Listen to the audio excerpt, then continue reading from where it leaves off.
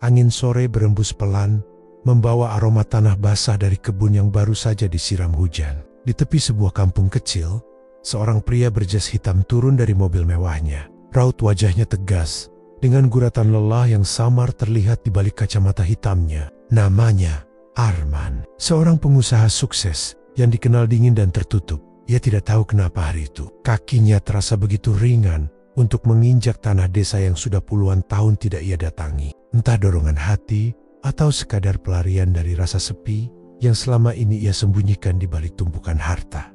"Pak, mau ke makam yang mana?" tanya seorang kakek penjaga makam yang sedang duduk di gubuk kecil sambil mengisap rokok linting. Arman memandang. Deretan batu nisan tampak berjajar. Sebagian sudah miring, sebagian lagi tertutup rumput liar. Tapi matanya tertarik pada satu titik di ujung pemakaman. Sebuah gundukan tanah sederhana, tanpa batu nisan, hanya ditandai dengan sebatang kayu yang hampir lapuk. "Yang itu, Pak, yang tidak ada namanya itu, siapa yang dimakamkan di situ?" tanya Arman. Kakek itu menatap arah yang sama, lalu menghela napas panjang. "Oh, makam seorang ibu miskin, Nak. Tidak ada keluarganya yang datang waktu dia meninggal. Katanya dulu dia punya anak di kota, tapi nggak pernah pulang. Kasihan, meninggal sendirian di gubuk reot." Arman mengernyit. Entah kenapa, kalimat itu membuat dadanya terasa sesak. "Ibunya punya anak di kota?" ulangnya pelan. "Iya," jawab sang kakek, menatapnya penuh iba. "Katanya anaknya laki-laki. Dibawa orang kota waktu masih kecil. Ibunya sering duduk di pinggir jalan, nunggu anaknya pulang. Tapi sampai ajal menjemput, nggak pernah ketemu." Hening, hanya suara jangkrik dan desir angin yang terdengar. Arman menatap tanah merah itu lama sekali. Di kepalanya mulai muncul potanggen-potanggen ingatan yang kabur. Suara perempuan yang lembut memanggil namanya. Aroma nasi hangat di dapur kayu. Dan bayangan seorang wanita yang selalu mengusap kepalanya sebelum tidur. Tapi semua itu lenyap saat ia berusia 7 tahun. Ia dibawa oleh pasangan kaya dari kota dengan janji akan diberi kehidupan yang lebih baik. Waktu itu, ia hanya ingat satu hal. Ibunya menangis keras sambil memeluknya erat. Lalu seseorang menarik tangannya dengan paksa. Setelah itu, dunia masa kecilnya menghilang. Ia tumbuh besar tanpa menoleh ke belakang. Ia belajar, sukses, menjadi orang terpandang. Tapi di dalam dirinya ada lubang yang tidak pernah tertutup. Lubang yang bernama rindu. Dan kini, di hadapan makam tanpa nama itu, lubang itu seperti terbuka kembali. "Pak, ibu itu dimakamkan kapan?" tanya Arman. Suaranya bergetar. "Kira-kira 3 tahun lalu. Tidak ada yang tahu namanya, cuma dipanggil Maksiti oleh warga. Itu pun katanya bukan nama aslinya." Arman berjongkok, menyentuh tanah lembab itu dengan jemarinya. Ada sesuatu yang hangat mengalir di matanya. Ia terdiam lama sekali. "Kalau begitu, mungkin saya terlambat, Pak," bisiknya. Kakek itu menatap Arman dengan heran. "Terlambat? Maksudnya?" "Nak," Arman tidak menjawab. Ia menatap kayu penanda yang mulai lapuk itu, lalu berdiri dengan langkah gontai. "Pak, bolehkah saya perbaiki makam ini? Saya ingin pasang batu nisan yang layak. Saya ingin makam ini punya nama. Silakan, Nak. Kalau kau niat baik, Tuhan pasti senang." Arman tersenyum samar, tapi senyum itu getir, seperti menahan sesuatu yang ingin pecah. Sebelum pergi, ia sempat menatap sekali lagi ke arah gundukan tanah itu. Malamnya, di kamar hotel yang sunyi, Arman tidak bisa tidur. Pikiran tentang ibu yang menunggu anak di kota terus berputar di kepalanya. Ia menatap lenggit-lenggit, lalu berbisik pelan pada dirinya sendiri. Apakah mungkin ibu yang diceritakan kakek itu adalah ibuku? Ingatan samar muncul lagi. Wajah lembut seorang perempuan desa, suara tangis di pagi buta, dan kata-kata terakhir sebelum ia dibawa pergi. "Jangan lupa ibu." "Ya, Man." Air mata Arman jatuh tanpa ia sadari. Untuk pertama kalinya, setelah bertahun-tahun, ia merasa benar-benar sendiri. Dan Sak Paji, ia berjanji akan mencari tahu siapa sebenarnya Maksiti, ibu tanpa nama yang dimakamkan di ujung kampung itu. Tanpa ia sadari, pencarian itu akan mengguncang seluruh hidupnya. Pagi itu, matahari baru saja naik, menembus kabut tipis yang menggantung di atas sawah. Arman berdiri di depan gubuk penjaga makam, dengan wajah yang lebih pucat dari semalam. Matanya sembab, seperti orang yang tak tidur semalaman. Kakek penjaga makam yang diketahui bernama Pak Sarman sedang menyapu daun-daun kering di sekitar area pemakaman ketika Arman datang. "Pak Sarman," sapa Arman pelan. "Saya ingin tanya lagi soal makam tanpa nama itu." Kakek itu menoleh, tersenyum ramah. "Oh iya nak, saya pikir kamu sudah kembali ke kota." Arman menggeleng. "Belum Pak, saya belum bisa tenang sebelum tahu siapa sebenarnya ibu itu." Pak Sarman berhenti menyapu, lalu duduk di bangku bambu. "Kalau kamu benar-benar ingin tahu, ada sesuatu yang mungkin bisa membantu. Tapi, aku nggak tahu apakah itu masih ada." Arman menatapnya serius. "Apa itu Pak?" "Waktu ibu itu meninggal," kata Pak Sarman, menatap jauh ke arah makam, "aku dan beberapa warga yang ngurus jenazahnya. Kami nemu sesuatu di bawah bantalnya waktu membersihkan rumahnya. Selembar surat yang dibungkus kain lusuh. Katanya, untuk anaknya di kota." Dada Arman langsung bergetar. "Surat itu Bapak masih simpan?" tanyanya cepat. Pak Sarman menggeleng pelan. "Nggak aku simpan nak. Tapi kalau aku nggak salah, surat itu dikubur bareng jasadnya. Katanya, begitu permintaan ibu itu sendiri. Ia bilang, kalau anakku benar-benar sayang, suatu hari dia pasti datang dan menemukan aku. Meski tanpa nama." Arman terdiam lama. Kata-kata itu seperti pisau tumpul yang mengiris pelan hatinya.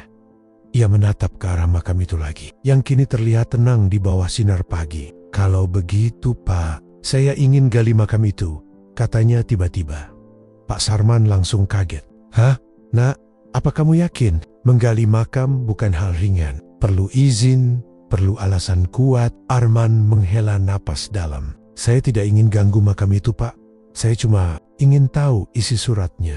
Mungkin di situ ada jawaban yang saya cari seumur hidup." Kakek itu memandangi Arman dengan tatapan iba. Setelah beberapa saat, ia berkata pelan, "Kalau begitu, nanti sore saja. Biar aku bantu." Sore harinya, langit mulai kemerahan. Di pemakaman yang sunyi itu, hanya terdengar suara sekop menembus tanah. Arman dan Pak Sarman menggali perlahan di sisi makam, tepat di bagian bawah kepala, tempat bantal jasad biasanya diletakkan. Beberapa menit kemudian, sekop Arman membentur sesuatu yang keras tapi ringan. Sebuah kotak kecil dari kayu, dibungkus plastik yang sudah kusam. Tangannya gemetar saat mengangkatnya ke permukaan.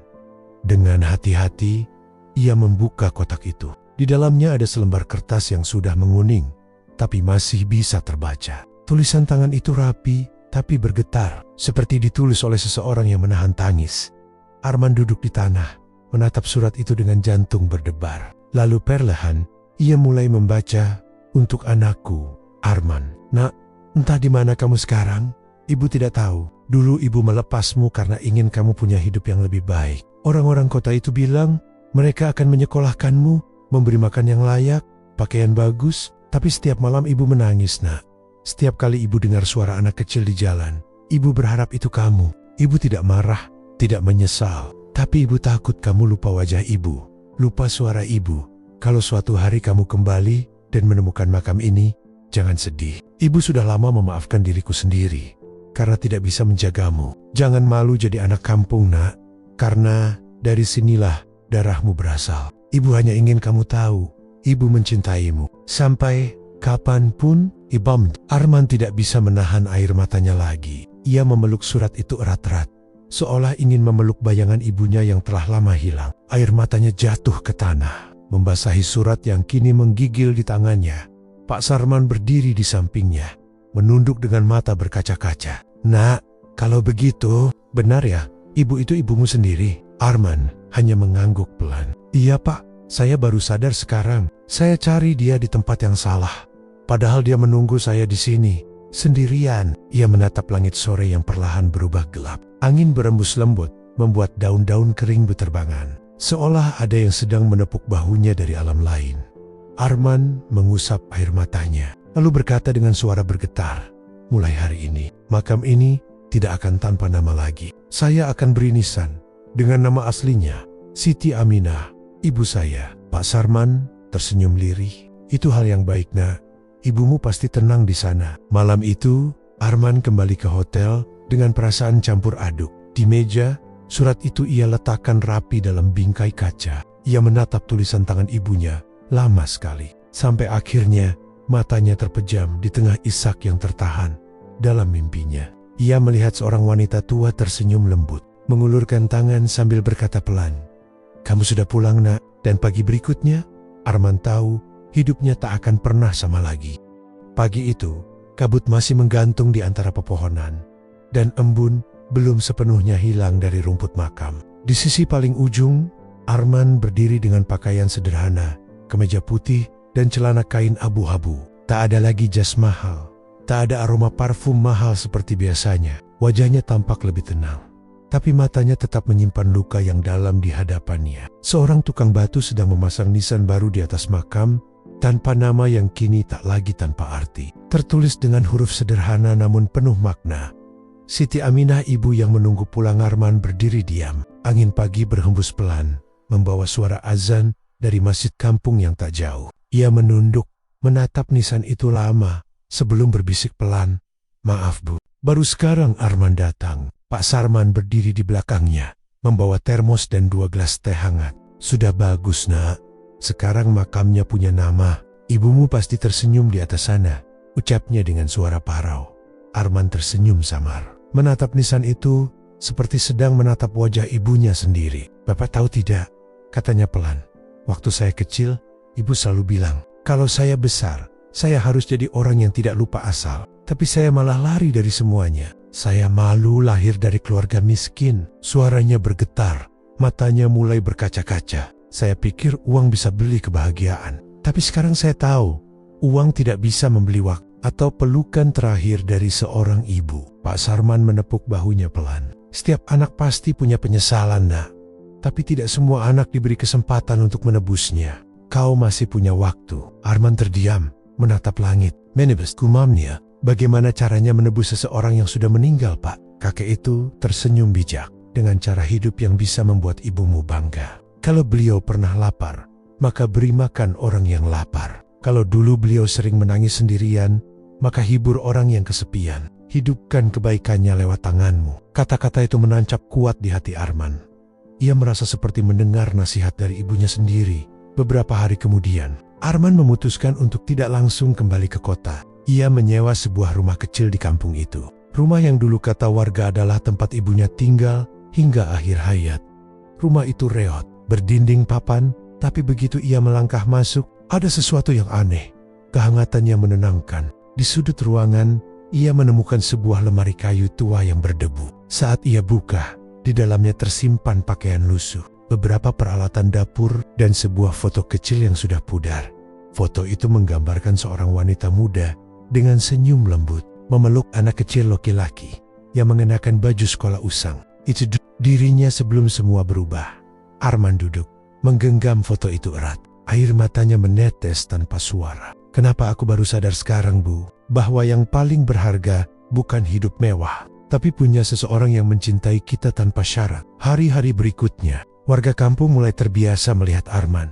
Ia sering membantu di musola, menyumbangkan bahan bangunan untuk memperbaiki jalan rusak, dan memberi sembako kepada janda-janda tua di sekitar. Tapi setiap kali orang berterima kasih, ia hanya berkata pelan, "Bukan dari saya, tapi dari ibu saya, Siti Amin." Nama itu kini hidup lagi di kampung yang dulu hampir melupakannya. Suatu sore, seorang nenek datang ke rumah Arman membawa bungkusan kecil. "Nah Arman, ini dulu punya ibumu," katanya. "Dia titip ke saya waktu sakit-sakitan. Katanya, kalau suatu hari anaknya pulang, kasih ini." Tangan Arman gemetar saat membuka bungkusan itu. Di dalamnya ada sepotong kain batik tua dan sebuah kalung perak kecil dengan inisial AEM di ujungnya. Ia menatapnya lama. Ingatannya kembali ke masa kecil saat ibunya memakaikan kalung itu di lehernya sambil berkata, "Kalau kamu hilang, orang akan tahu kamu anak ibu." Waktu ia dibawa pergi ke kota, kalung itu terlepas di jalan. Ia kira sudah hilang selamanya. Sekarang, kalung itu kembali ke tangannya. Lingkaran yang terputus akhirnya tertutup. Malam itu, Arman kembali ke makam ibunya. Ia membawa bunga melati dan kalung perak itu. Di bawah cahaya bulan, ia berlutut dan meletakkan kalung itu di atas nisan. "Ibu," katanya lirih, "Arman sudah kembali. Arman janji akan tinggal di sini, akan jaga nama ibu, dan bantu orang-orang seperti dulu ibu membantu mereka." Angin malam bertiup lembut, membuat dedaunan bergoyang pelan, seolah ada yang mengusap kepalanya dengan kasih sayang yang sama seperti dulu. Ia menatap nisan itu sekali lagi. Dengan mata yang kini tak hanya penuh air mata, tapi juga ketenangan. Sekarang ibu sudah punya nama, katanya pelan. Dan Arman akhirnya punya rumah untuk pulang. Hari-hari setelah itu menjadi babak baru dalam hidup Arman. Ia membangun sebuah yayasan kecil di kampung. Menamainya Yayasan Siti Aminah, tempat anak-anak miskin belajar gratis dan makan siang bersama. Setiap kali ia melihat tawa mereka, ia seperti melihat kembali wajah ibunya yang tersenyum bangga. Dan di setiap pagi, sebelum bekerja, Arman selalu menyempatkan diri mampir ke makam itu, menabur bunga melati dan berbisik lembut. Selamat pagi, Bu. Arman rindu. Langit di atas kampung itu kini terasa lebih cerah, bukan karena sinar matahari, tapi karena seorang anak yang akhirnya menemukan arti pulang setelah terlalu lama hidup tanpa arah. Beberapa bulan telah berlalu sejak Arman menetap di kampung itu. Hidupnya kini jauh berbeda. Ia tak lagi berlari dari masa lalu, tak lagi sibuk mengejar kesempurnaan dunia yang ternyata hampa. Di rumah kayu peninggalan ibunya, ia menemukan ketenangan yang selama ini tak pernah ia rasakan meski dikelilingi kemewahan. Namun, suatu pagi yang lembut dan hangat, sesuatu yang tak terduga terjadi, sesuatu yang membuka tabir terakhir dari masa lalu ibunya. Hari itu, Arman sedang menyapu halaman rumah kecilnya. Seekor ayam betina mencrok di pagar bambu, dan suara anak-anak dari yayasan yang ia bangun terdengar riuh di kejauhan. Hidup terasa damai. Tiba-tiba, seorang perempuan paruh baya datang menghampiri. Rambutnya disanggul sederhana, wajahnya keriput, tapi matanya hangat. Ia membawa sebuah bungkusan kain yang tampak tua. "Maaf, ini rumahnya Arman, anaknya Bu Siti Aminah?" tanyanya dengan sopan. Arman menoleh, tersenyum. "Iya Bu, saya Arman. Ibu kenal dengan almarhumah?" Perempuan itu mengangguk perlahan. "Saya Bu Arti, dulu saya sahabatnya ibumu. Kami dulu sering jualan sayur bareng ke pasar. Tapi waktu Bu Siti sakit parah, saya pergi keluar kota, jadi saya nggak sempat lihat beliau terakhir kali." Arman terdiam sejenak, lalu mempersilakan tamunya duduk di teras. Bu Arti meletakkan bungkusan itu di meja. "Ini nak, waktu ibumu tahu dirinya nggak akan lama lagi, dia titip ini ke saya. Katanya jangan dikasih siapapun dulu, sampai anaknya benar-benar pulang. Katanya, nanti hati akan menunjukkan waktunya." Jantung Arman berdebar pelan. Ia membuka bungkusan itu dengan hati-hati. Di dalamnya ada sebuah buku catatan kulit lusuh. Sudah mulai menguning. Dan di halaman pertamanya tertulis dengan huruf tangan yang sangat ia kenal. "Untuk Arman, jika kau membaca ini, berarti ibu sudah tak ada di dunia. Tapi ibu ingin kau tahu, cinta ibu tidak mati bersama jasad." Arman mulai membaca halaman demi halaman. Isinya bukan sekadar tulisan biasa, tapi potongan kisah hidup ibunya yang selama ini tak pernah ia dengar. Catatan pertama bercerita tentang masa muda Siti Aminah. Ia pernah bekerja sebagai pembantu rumah tangga di kota besar. Di sanalah ia bertemu dengan seorang lelaki yang membuatnya jatuh cinta, ayah Arman. Tapi cinta mereka tidak direstui. Lelaki itu berasal dari keluarga kaya, dan keluarganya menganggap Aminah tidak pantas. Saat Aminah hamil, ia ditinggalkan tanpa pesan. Ia kembali ke kampung dengan hati hancur, membawa bayi dalam kandungan. Berjanji akan membesarkannya tanpa dendam. "Aku tidak menyesal, Man, karena dari air mata dan rasa malu itu, ibu melahirkanmu. Kau adalah alasan ibu tetap hidup." Catatan kedua bercerita tentang saat Arman kecil dijemput oleh pasangan kaya yang ternyata bukan orang asing bagi ibunya. Lelaki yang membawa Arman adalah adik dari ayah kandungnya, yang diam-diam tahu kebenaran masa lalu. Ia merasa bersalah karena keluarganya telah memisahkan cinta itu. Ia menebusnya dengan mengambil Arman dan membesarkannya di kota, memberi kehidupan yang layak. Namun, di catatan itu, ibunya menulis satu hal yang menusuk hati Arman. "Aku tahu mereka akan bawa kamu jauh. Aku tidak bisa menolak. Aku hanya bisa berpesan, jangan benci mereka, nak. Karena di balik kehilanganmu, ada kebaikan yang mereka coba tebus." Arman menutup buku itu, menatap kosong ke halaman. Matanya mulai basah. Selama ini ia menyimpan dendam kepada ayah kandung yang meninggalkannya. Tapi ternyata ibunya tak pernah menyimpan kebencian itu. Ia hanya ingin anaknya hidup baik, meski bukan di sisinya. Di halaman terakhir, ada satu tulisan yang berbeda. Tinta di sana tampak lebih baru, seperti ditulis tak lama sebelum ibunya meninggal. "Nak, kalau kau pulang dan membaca ini, jangan tangisi ibu. Ibu tidak meninggalkan harta, tapi meninggalkan nama baik." Ibu ingin kau teruskan satu hal. Bantu orang miskin di kampung ini. Bukan karena ibu ingin dikenal, tapi karena dulu ibu pernah lapar dan tak ada yang menolong. Jangan biarkan orang lain merasakan sepi seperti ibu dulu. Di bawah tulisan itu, ada secarik kertas kecil terselip. Isinya sebuah surat pendek, ditulis dengan tangan gemetar. Arman, kau lahir dari cinta, bukan dosa. Jangan benci masa lalu. Karena dari situlah kau belajar mencintai tanpa syarat. Arman menutup buku itu perlahan. Air matanya jatuh satu persatu ke halaman terakhir, meninggalkan noda kecil seperti tetesan kenangan. Bu Warti yang duduk di sebelahnya ikut terisak. Ibumu selalu bangga sama kamu, nak. Setiap kali ada anak kecil lewat depan rumahnya, dia selalu bilang, kalau anakku pulang, aku mau lihat dia tersenyum lagi. Arman menggenggam buku itu erat-erat.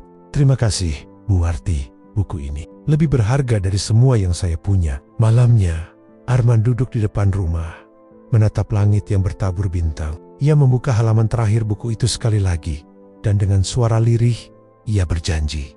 Bu, mulai besok, Arman akan hidup seperti yang ibu mau. Arman akan bantu mereka yang dulu ibu bantu. Arman akan jaga nama ibu selamanya. Beberapa minggu kemudian, Arman membangun sebuah perpustakaan kecil di samping yayasan. Ia menamai ruangan itu Ruang Aminah, dan di dinding depan, ia tulis kalimat dari buku ibunya. Cinta seorang ibu tidak mati bersama jasad. Setiap anak yang belajar di sana akan membaca tulisan itu.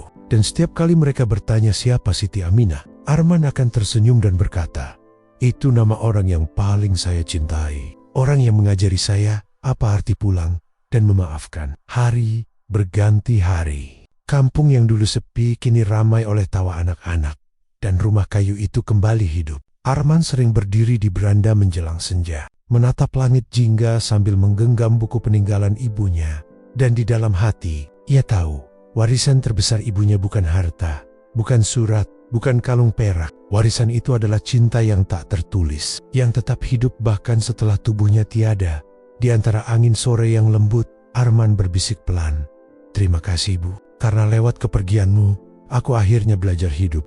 5 tahun telah berlalu, sejak Arman menemukan makam ibunya dan membangun Yayasan Siti Aminah. Kampung kecil itu kini berubah.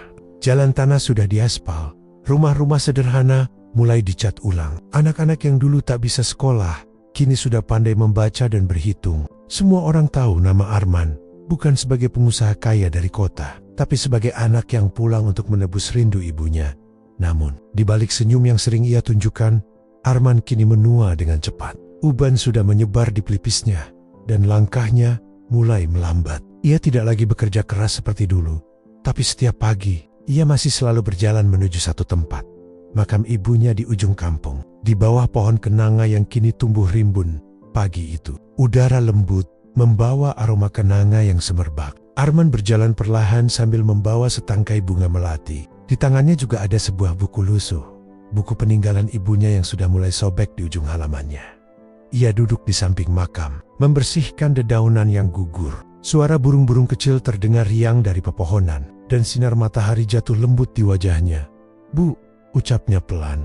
Hari ini, ulang tahun yayasan kita yang kelima. Anak-anak di sana sudah banyak yang pintar. Ada yang jadi guru, ada yang kerja di kota, tapi mereka nggak lupa asal. Sama seperti pesan ibu dulu. Ia tersenyum kecil, matanya menatap nisan bertuliskan nama ibunya. Tangan tuanya mengelus huruf-huruf di batu itu, seperti sedang membelai wajah yang sangat ia rindukan. Bu, lanjutnya lagi. Suaranya lirih. Arman udah nggak kaya seperti dulu. Tapi entah kenapa, hati Arman justru penuh. Dulu, Arman pikir bahagia itu kalau punya segalanya. Tapi sekarang Arman tahu, bahagia itu cuma butuh satu hal. Merasa dicintai. Beberapa anak kecil berlari dari arah yayasan, membawa kue kecil dan bendera warna-warni. Pak Almond, ayo, kami mau rayakan ulang tahun yayasan, seru salah satu dari mereka. Seorang anak laki-laki kurus bernama Dimas, anak yatim yang dulu ditolong Arman. Waktu hampir putus sekolah, Arman tersenyum hangat. Kalian duluan aja, ya, Pak Nus, Bapak mau pamit dulu sama ibu. Anak-anak itu berlari sambil tertawa. Arman kembali menatap makam ibunya. Ia membuka buku catatan tua itu, lalu membaca satu halaman yang dulu paling sering ia baca. Nak, kalau suatu hari kau merasa lelah, berhentilah sejenak. Tapi jangan berhenti mencintai. Karena cinta, nak, adalah hal satu-satunya yang membuat hidup tetap berarti. Air mata Arman mengalir pelan, tapi bukan karena sedih, karena damai. Ia menutup buku itu, menaruhnya di samping nisan, dan berbisik pelan. "Bu, bolehkan Arman istirahat sebentar?" Arman sudah jalankan semua pesan ibu. Siang itu, kampung menjadi ramai. Musik sederhana dari pengeras suara terdengar dari halaman yayasan. Anak-anak bernyanyi, warga berkumpul, dan semua tersenyum bahagia. Namun di tengah kegembiraan itu, Dimas datang berlari dengan napas terengah. "Pak Sarman, Pak Arman." Pak Arman di makam, katanya terbata-bata. Orang-orang segera berlarian ke arah pemakaman. Di bawah pohon kenanga yang rindang, Arman duduk bersandar di batu nisan ibunya. Matanya terpejam, wajahnya damai, senyum kecil masih terlukis di bibirnya. Tergenggam bunga melati dan kalung perak kecil dengan inisial AM. Pak Sarman yang kini sudah semakin tua berlutut di sampingnya. Ia menatap wajah Arman dengan air mata yang jatuh tanpa suara. "Dia pulang, Bu Siti," bisiknya lirih. "Akhirnya anakmu benar-benar pulang." Beberapa hari kemudian, kampung itu menggelar pemakaman sederhana di samping makam Siti Aminah. Warga menanam 2 pohon kenanga di antara 2 makam itu. Simbol cinta seorang ibu dan anak yang tak terpisahkan, bahkan oleh kematian. Anak-anak dari yayasan berdiri di sekitar makam sambil membawa bunga. Dimas, kini remaja, membaca sebuah tulisan dari papan kecil di depan yayasan. Yayasan Siti Aminah didirikan oleh Arman, seorang anak yang akhirnya pulang. Semua orang menunduk, sebagian menitikkan air mata, sebagian lagi tersenyum bangga. Tahun-tahun berlalu, kampung itu kini dikenal luas karena kebaikan seorang ibu bernama Siti Aminah dan anaknya, Arman. Buku harian peninggalan ibunya kini disimpan di perpustakaan yayasan. Setiap anak yang datang membaca kisah mereka, kisah tentang cinta, penyesalan, dan pengampunan. Dan setiap kali bunga kenanga bermekaran, wanginya menyebar ke seluruh kampung, seolah membawa pesan yang sama dari alam lain. Cinta tidak berakhir di liang kubur. Ia hanya berubah bentuk menjadi doa. Suatu sore, Dimas yang kini sudah dewasa dan menjadi kepala yayasan, berdiri di depan 2 makam itu. Ia membawa bunga melati dan buku baru bertuliskan "Cinta yang tak tertulis", kisah Siti Aminah dan Arman. Ia menaruh buku itu di antara 2 nisan, lalu berkata pelan, "Terima kasih, Pak Arman. Berkat Bapak dan Ibu, saya dan banyak anak lain punya masa depan. Kami akan terus lanjutkan cerita ini, supaya dunia tahu kasih ibu dan anak itu tidak pernah mati." Angin sore bertiup lembut, menggerakkan daun-daun kenanga di atas 2 makam itu, dan dalam hening yang penuh cahaya, seolah terdengar suara lembut seorang ibu yang berbisik di antara semerbak kenanga. "Anakku sudah pulang, dan kini ia tidak sendiri lagi." 10 tahun telah berlalu sejak kepergian Arman. Yayasan Siti Aminah kini berdiri megah, bukan karena kemewahannya, melainkan karena cinta dan kerja keras yang tumbuh di dalamnya. Dimas, anak yatim yang dulu ditolong Arman, kini menjadi pemimpin yayasan itu. Rambutnya sudah mulai beruban di pelipis, tapi senyumnya tetap hangat, mengingatkan banyak orang pada sosok Arman dulu. Setiap pagi, Dimas punya kebiasaan yang sama, berjalan ke makam Arman dan Siti Aminah, membawa bunga kenanga segar dan buku catatan baru. Ia selalu duduk di sana, membaca kisah baru tentang anak-anak yang dibantu yayasan, seolah sedang bercerita kepada 2 orang yang paling berjasa dalam hidupnya. Pagi itu, kabut tipis masih menggantung di antara pepohonan. Burung-burung berkicau lembut dan udara terasa lembab tapi tenang. Dimas datang membawa map coklat berisi dokumen penting. Ia meletakkannya di pangkuan, lalu berkata pelan, "Pak Arman, Bu Siti, yayasan kita akan punya cabang baru di kota. Ada donatur dari Jakarta yang mau bantu, tapi mereka punya satu syarat. Mereka mau namanya ditulis di depan yayasan, bukan nama ibu lagi." Suara Dimas bergetar. Ia menatap 2 nisan itu, lama lalu menandok. "Kalau saya setuju, kita bisa bantu lebih banyak anak. Tapi, kalau tidak, mungkin yayasan akan sulit bertahan." Ia terdiam lama, memejamkan mata, membiarkan suara alam menjadi satu-satunya yang berbicara. Angin bertiup pelan, menggugurkan bunga kenanga dari atas. 1 kelopak jatuh tepat di map yang ada di pangkuannya. Dimas tersenyum kecil. "Baiklah Bu, saya tahu jawabannya." Ia bangkit perlahan, lalu menatap ke arah lembah di bawah bukit tempat yayasan berdiri. Dari kayuhan, terdengar tawa anak-anak yang sedang belajar. Saya akan jaga nama ini, Bu. Nama Ibu dan Pak Arman gak akan pernah hilang dari dunia. Beberapa minggu kemudian, seorang pria berjas hitam datang ke yayasan. Namanya Tuan Bram, wakil dari donatur besar yang ingin mengambil alih sebagian yayasan. Ia datang dengan gaya angkuh, mengendarai mobil mewah dan membawa rombongan asisten.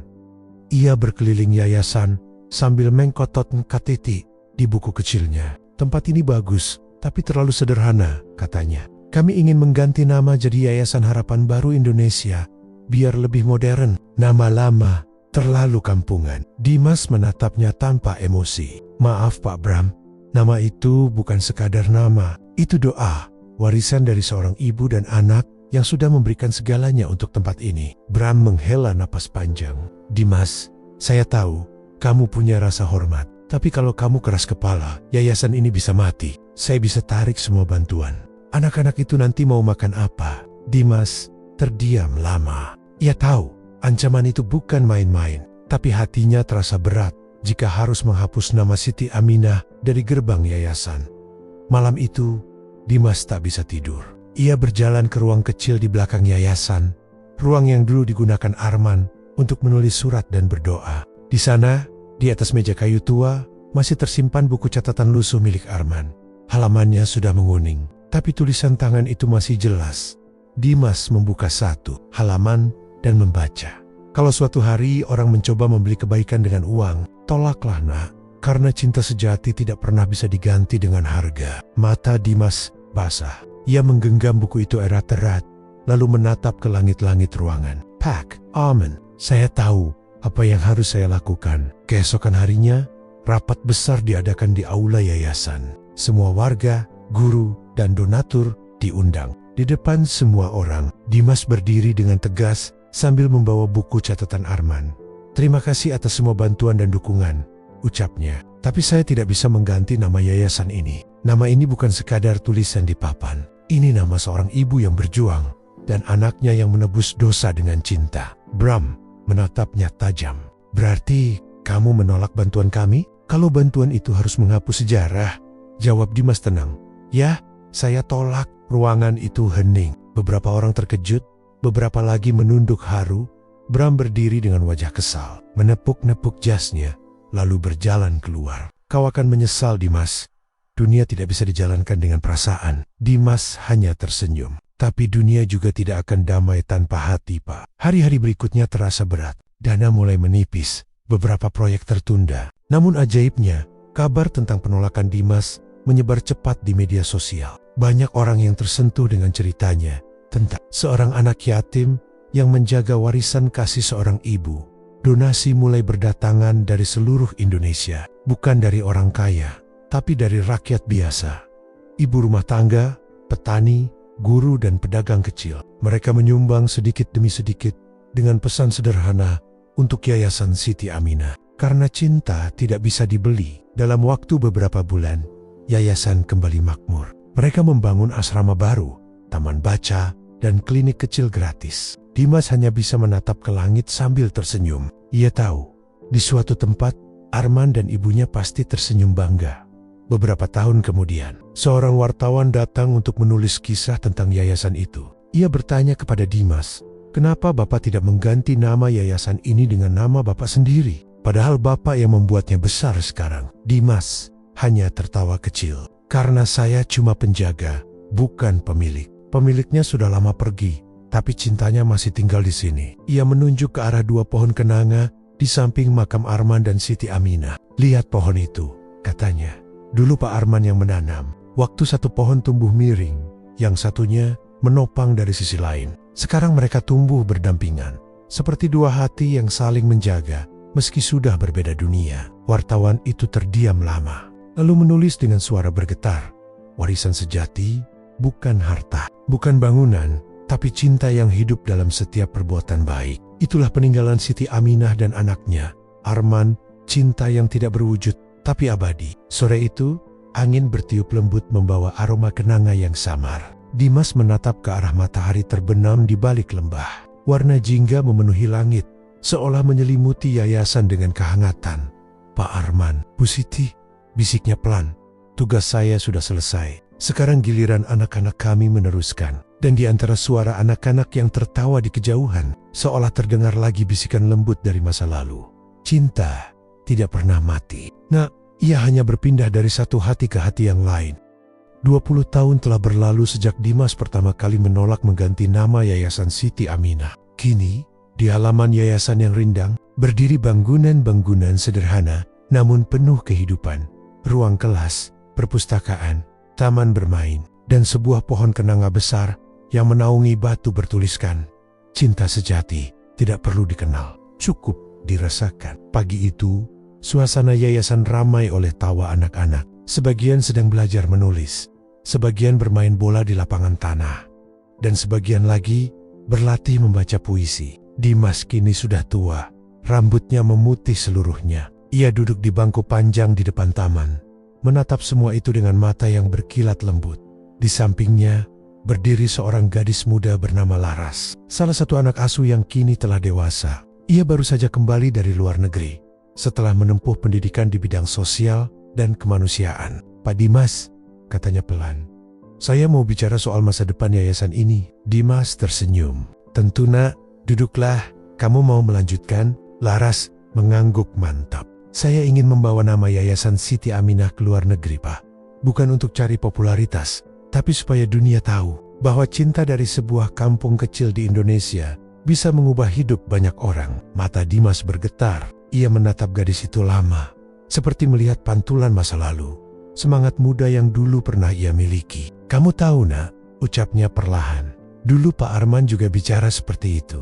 Katanya, kalau cinta ditanam di tempat kecil tapi dijaga dengan tulus, suatu hari akar itu akan menjalar sampai ke langit." Laras tersenyum lembut. "Saya ingin jadi akar itu, Pak." Beberapa bulan kemudian, Laras benar-benar berangkat ke luar negeri membawa misi sosial. Ia diundang untuk berbicara di sebuah konferensi internasional tentang kemanusiaan. Di hadapan ratusan orang dari berbagai negara, ia berdiri dengan pakaian sederhana, membawa foto dua orang, Arman dan Siti Aminah. "Ini," katanya dengan suara lantang, "adalah dua nama yang mengubah hidup ribuan anak Indonesia. Mereka tidak punya kekayaan besar, tidak punya gelar, tapi mereka punya hati yang tidak pernah berhenti mencintai." Ruang konferensi hening. Semua mata tertuju pada layar di belakangnya, menampilkan gambar yayasan kecil di tengah sawah, dengan anak-anak tersenyum di depan papan bertuliskan yayasan Siti Aminah. Laras melanjutkan dengan suara yang bergetar tapi tegas. "Dulu ada seorang ibu yang meninggal sendirian. Tidak ada nisan, tidak ada nama, tapi Sekerong. Namanya dikenal di seluruh negeri, bukan karena kemewahan, tapi karena kasih sayang. Itulah kekuatan cinta sejati. Ia mungkin terlambat disadari, tapi tidak pernah benar-benar mati." Tepuk tangan bergemuruh. Beberapa orang menitikkan air mata. Dan sejak hari itu, kisah tentang Arman dan ibunya tersebar kemana-mana. Banyak orang dari berbagai negara datang ke Indonesia hanya untuk melihat tempat itu. Bukan sekadar yayasan, tapi simbol harapan bahwa cinta bisa menebus apapun. Beberapa tahun kemudian, Dimas jatuh sakit. Usianya sudah sangat tua dan tubuhnya mulai melemah. Ia dirawat di ruang kecil di belakang yayasan, ruangan yang dulu digunakan Arman untuk menulis surat-suratnya. Suatu malam, Laras datang menemaninya. "Pak," katanya dengan suara lirih, "kami semua sudah siap melanjutkan. Tapi saya takut tanpa Bapak, kami kehilangan arah." Dimas menatapnya dengan lembut, menepuk tangan gadis itu. "Laras, dulu saya juga takut waktu Pak Arman pergi. Tapi ternyata arah itu tidak pernah hilang. Ia tinggal di dalam hati kita. Setiap kali kamu menolong orang dengan tulus, disitulah arah itu kembali ditemukan." Air mata Laras jatuh. "Pak Dimas, kalau Bapak pergi, kami semua akan rindu." Dimas tersenyum tipis. "Rindu itu tanda cinta masih hidup, nak.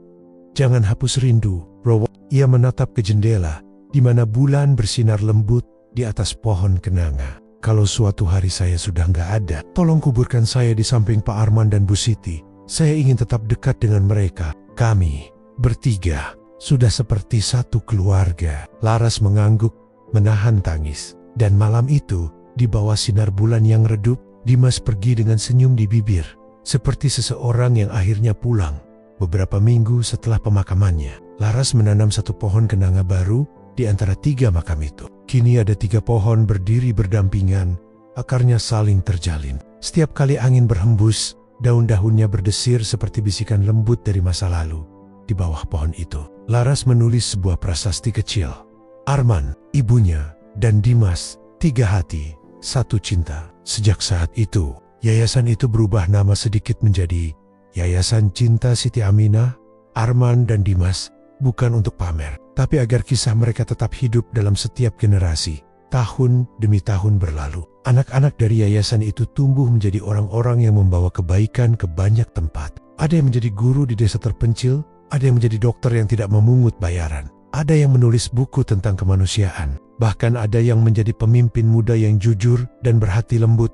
Setiap dari mereka membawa satu ajaran sederhana yang diwariskan dari generasi ke generasi. Kekayaan bisa membuatmu berkuasa, tapi cinta membuatmu berarti. Dan di antara mereka, selalu ada yang datang ke makam 3 orang itu, setiap tanggal yang sama, hari ketika Arman pertama kali menemukan makam tanpa nama di pinggir kampung. Mereka datang membawa bunga kenanga dan membacakan surat-surat baru, kisah anak-anak yang berhasil karena cinta.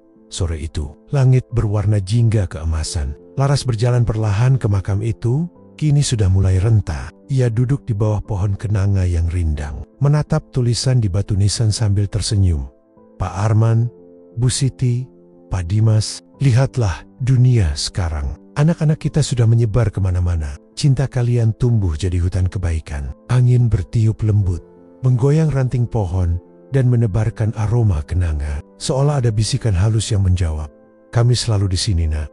Cinta tidak pernah berhenti, hanya berganti tangan. Laras menutup matanya, membiarkan air mata jatuh perlahan. Dan di bawah pohon kenanga itu, cerita panjang tentang makam tanpa nama akhirnya menemukan maknanya, bahwa cinta seorang ibu, penyesalan seorang anak, dan kebaikan seorang manusia bisa mengubah dunia bahkan setelah mereka tiada. Kadang, cinta tidak datang dengan megah. Ia datang sebagai makam tanpa nama.